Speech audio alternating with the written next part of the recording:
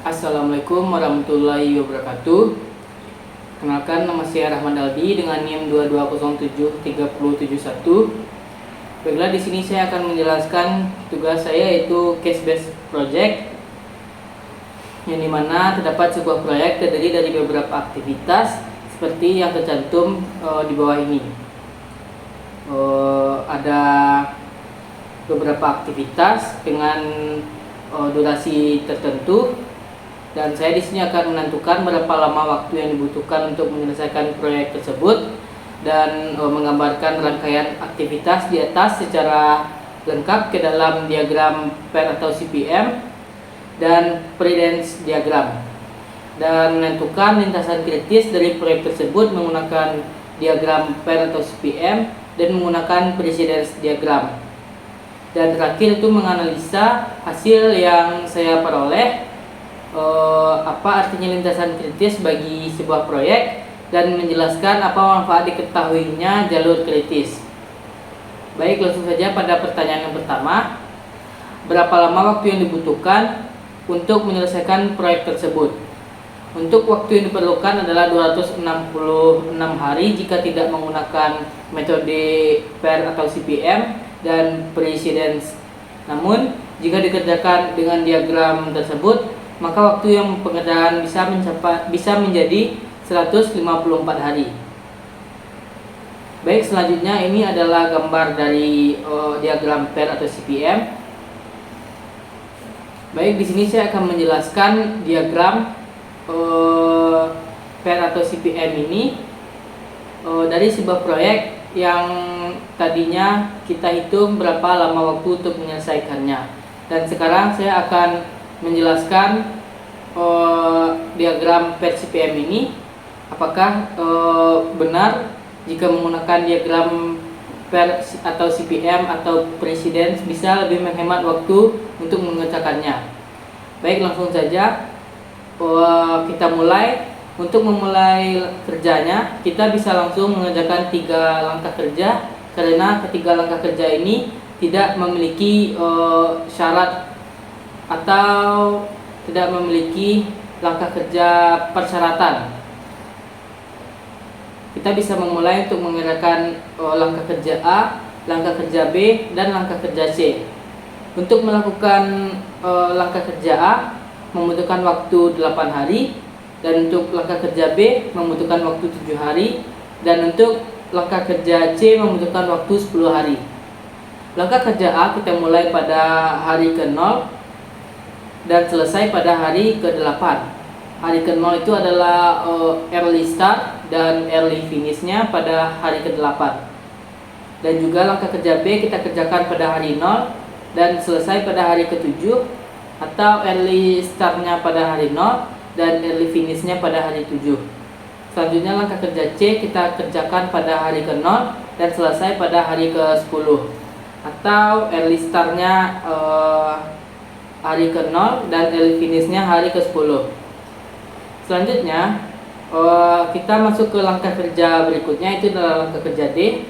Untuk melakukan langkah kerja D ini diperlukannya 3 syarat langkah kerja yang harus kita selesaikan terlebih dahulu sebelum melakukan langkah kerja D ini, dimana diperlukannya yaitu langkah kerja A, B, dan C telah selesai, dan kita bisa memulai langkah kerja D. Jadi kita memulai langkah kerja D ini apabila kita telah menyelesaikan ketiga persyaratannya.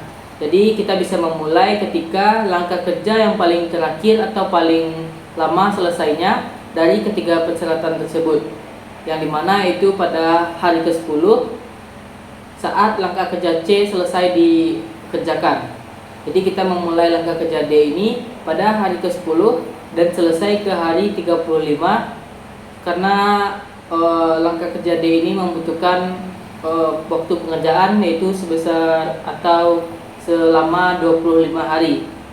Jadi early startnya hari ke-10 dan early finishnya hari ke-35.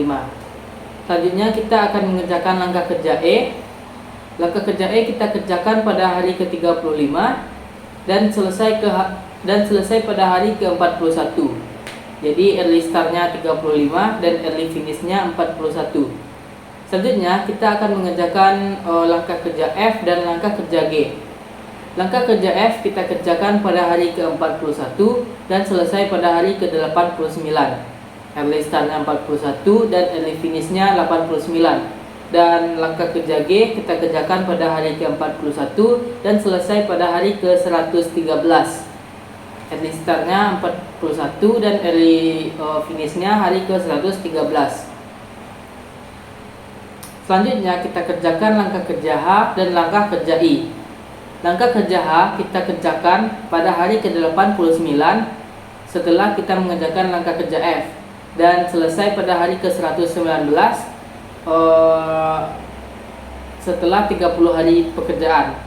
Jadi early startnya 89 dan early finishnya 119. Selanjutnya kita kerjakan langkah kerja I dimulai pada hari ke-89, selesai kita melaksanakan langkah kerja F dan selesai pada hari ke-119.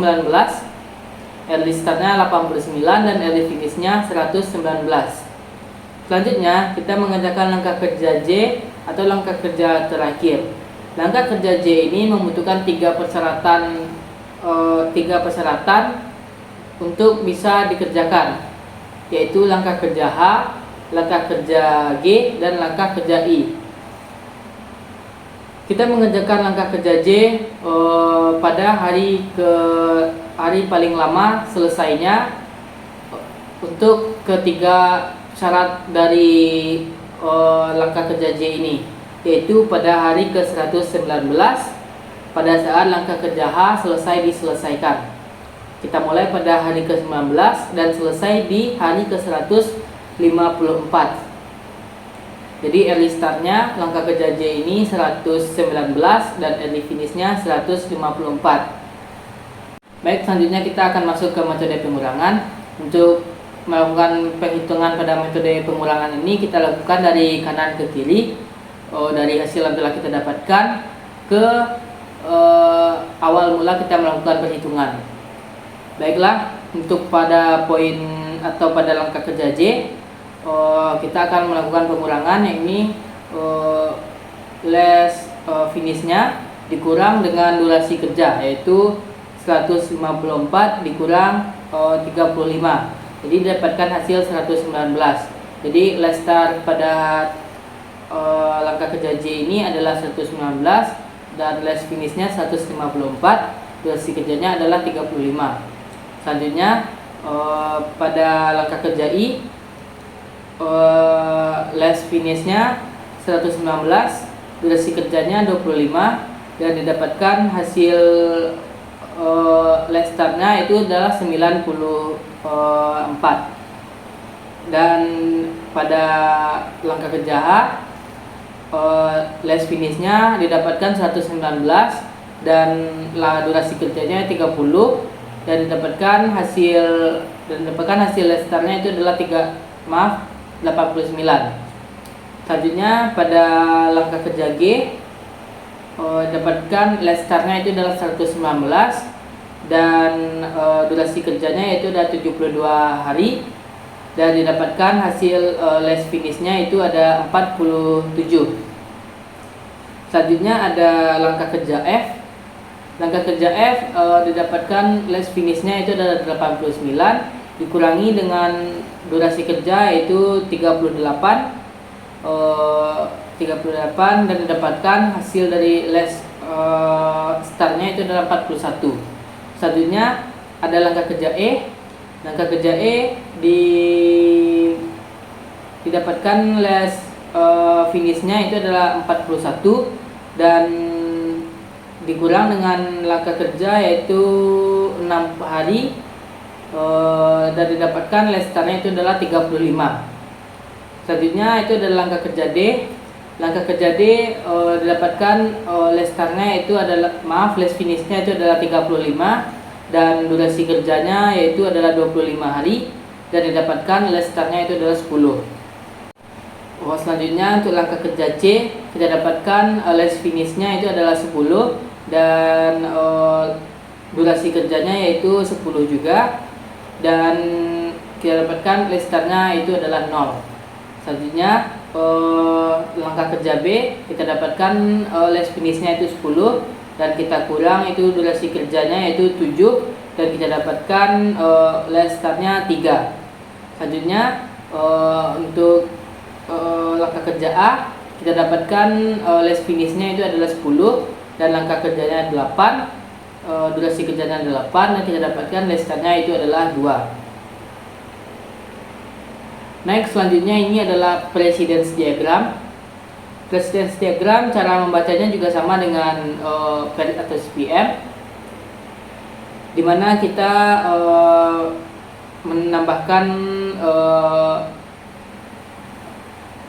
menambahkan early start dengan langkah kerja dan dapatkan hasil dengan early finish. Begitu juga kita untuk menghitung metode pengurangannya, kita kurangkan less finishnya dengan durasi kerjanya. Baik, ini untuk langkah kerja 3 di awal, karena 3 langkah kerja ini tidak memerlukan persyaratan langkah kerja manapun.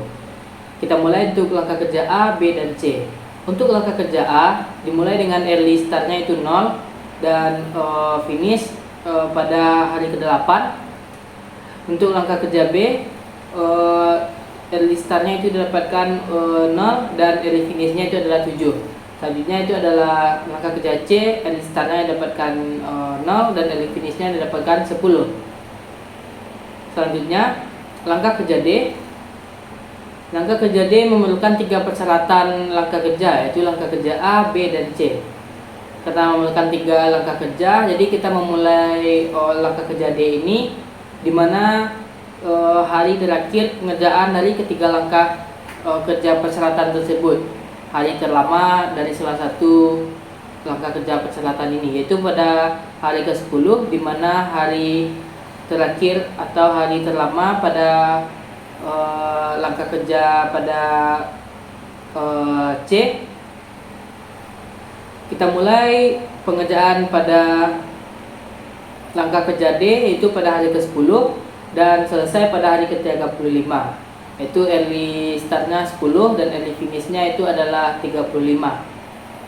Di sini durasi kerja dari langkah kerja D ini adalah 25 hari. Selanjutnya kita masuk ke langkah kerja E. Langkah kerja E ini dimulai pada hari ke-35 dan selesai pada hari ke-41. Early startnya itu adalah 35 dan early finishnya adalah 41. Durasi kerjanya itu adalah 6. Selanjutnya kita mulai langkah kerja F dan langkah kerja G.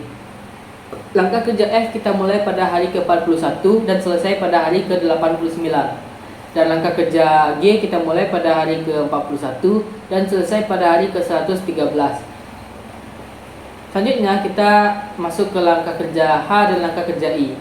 Langkah kerja H kita lakukan pada hari ke-89 dan selesai pada hari ke-119.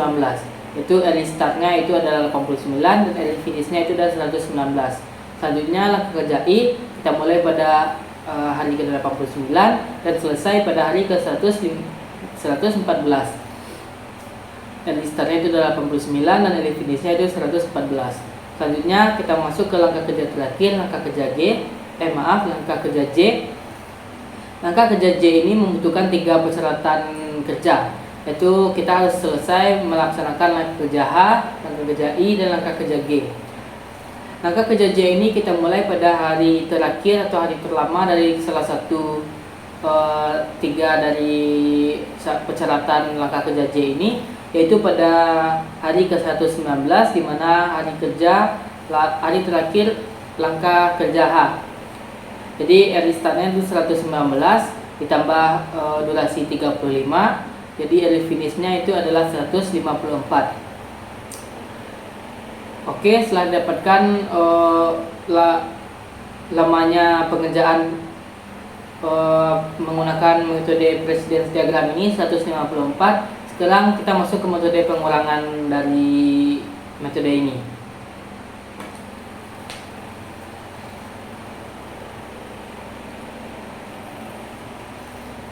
Langsung saja untuk pada langkah kerja J.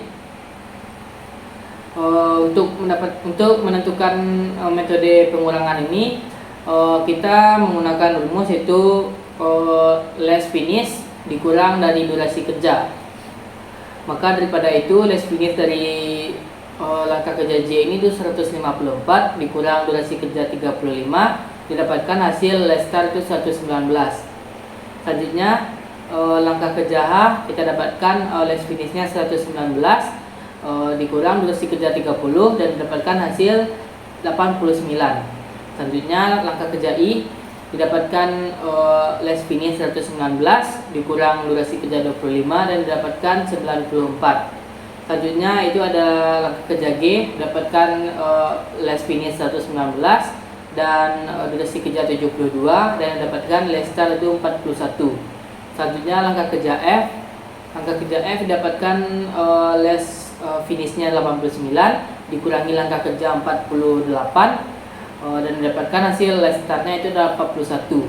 Selanjutnya langkah kerja E didapatkan less finishnya 41 dikurangi durasi kerja 6 dan dapatkan hasil less startnya 35.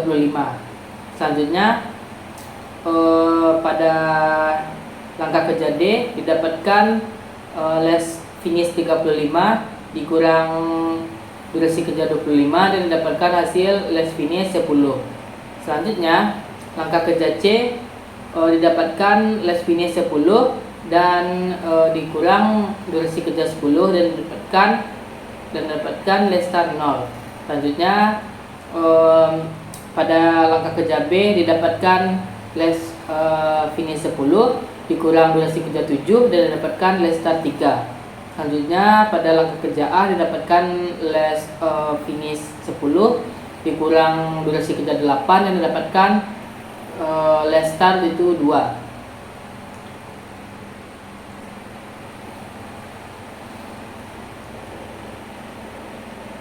Selanjutnya kita akan menentukan lintasan kritis dari proyek tersebut menggunakan diagram Pareto CPM dan presiden diagram yang telah kita bahas sebelumnya. Jadi dari diagram yang telah dibuat bisa didapatkan untuk lintasan kritis dari proyek tersebut adalah E, karena E adalah jalur aktivitas yang memakan waktu paling lama, namun untuk jalur kritisnya adalah C, D, E, F, H, dan J.